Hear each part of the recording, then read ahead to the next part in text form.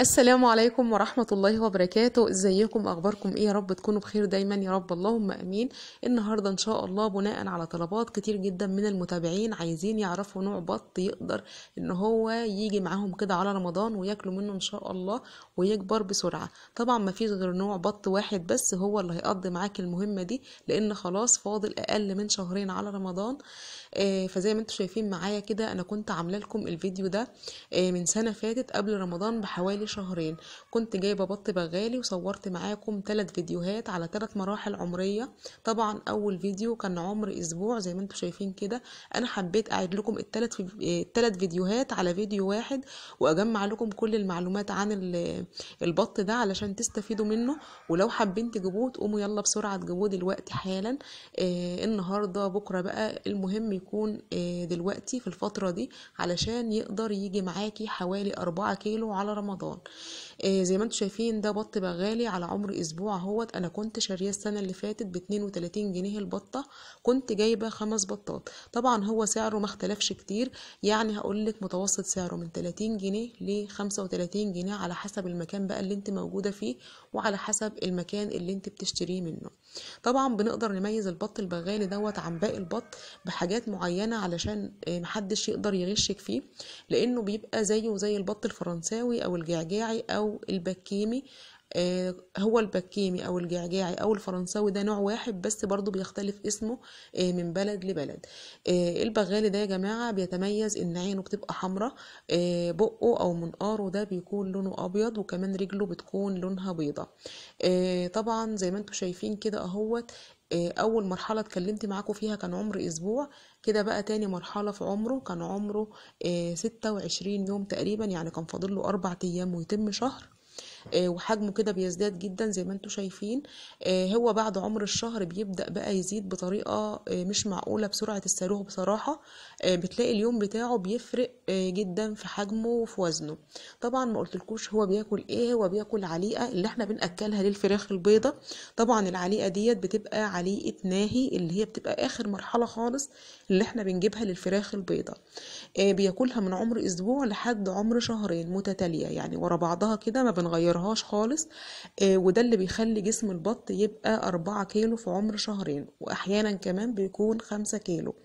لو انت جايبه البط دوت كنظام مشروع اوعدك هتكسبي منه فلوس كتير جدا، لانه بينباع غالي جدا. طبعا احنا بنبقى شاريين البط عمر اسبوع ب30 او 35 جنيه، فما بالك بقى لما بتكبر عمر شهرين بتتباع بكام؟ يعني هو مشروع مربح جدا جدا. وفي نفس الوقت لو انت هتجيبيه رمضان زي ما قلتلك هيلحق معاكي، لان البط البلدي او المسكوفي او البكيمي ده مش هينفع خالص لانه بياخد وقت طويل على ما بيكبر. فهو ده انسب بط هتجيبيه معاكي، حتى لو ما كلتيش منه اول يوم رمضان 5 رمضان ان شاء الله باذن الله هتاكلي منه وهتذبحي منه، لانه زي ما قلت لكم هو بيكبر على شهرين بالظبط. لو انت حابه بقى تسيبيه عندك لحد العيد مثلا بتاكليه بعد كده بعد ما بيتم الشهرين.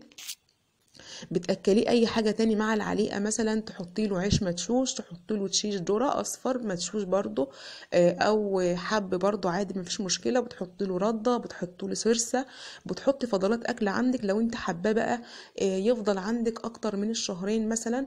وحابه توصليه عندك لحد العيد لو انت جايبه كميه كبيره مثلا او حاجه وكلت منها في رمضان وقلت اسيب مثلا قد عدد بطات معين مثلا كده للعيد او اي حاجه. فهو في كلتا الحالات جميل جدا بصراحة.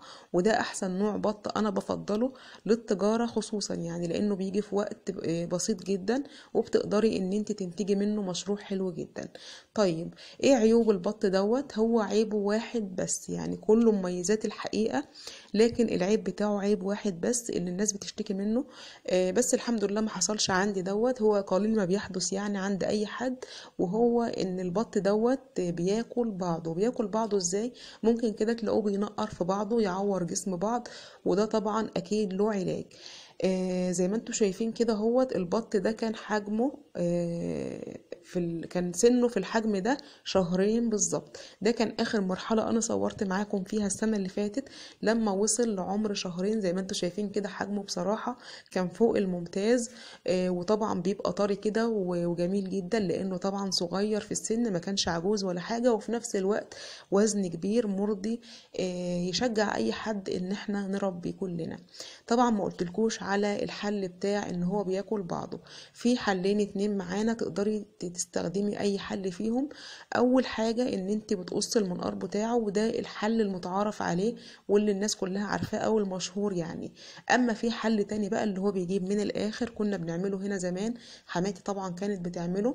لما تلاقي البط كده بينقر في جسم بعضه ويعور بعضه، كانت بتجيب تراب احمر اللي بيكون في الفرن البلدي بتاع زمان، اللي هي الفران اللي مبنيه بالطين دي، بيبقى فيها كده تراب احمر مكان الولعه والحاجات اللي احنا بنولعها له.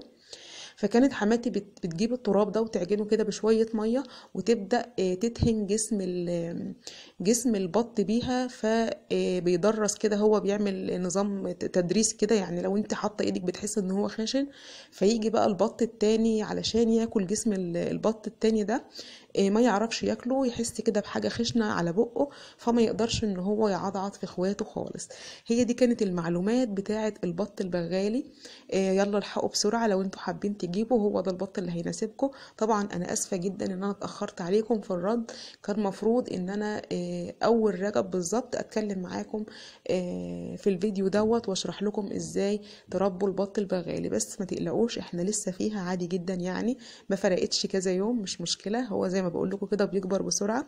اتمنى تكون الحلقة كانت مفيدة بالنسبة لكم، واتمنى اكون افدتكم جميعا. ومعلش بقى سامحوني، انتوا عارفين الظروف اللي عندي، علشان كده بس اتأخرت عليكم في الرد. حاولت والله بأقصى جهدي ان انا اجمع الثلاث فيديوهات مع بعض، المراحل العمرية، علشان خاطر ما تنتظريش يعني، انتوا ما تنتظرونيش في فيديوهات تانية علشان تعرفوا بقية المراحل بتاعته. هو سهل جدا وبسيط جدا، ملوش اي تفاصيل كتير، زي ما قلت لكم كده. من اول عمر يوم او عمر اسبوع لحد الشهرين بياكل نوع علف واحد بس كده. مش حابة اطول عليكم. وان شاء الله تكونوا استفدتم من فيديو النهاردة، وبإذن الله حبايبي اشوفكم في فيديو جديد. والسلام عليكم ورحمة الله وبركاته.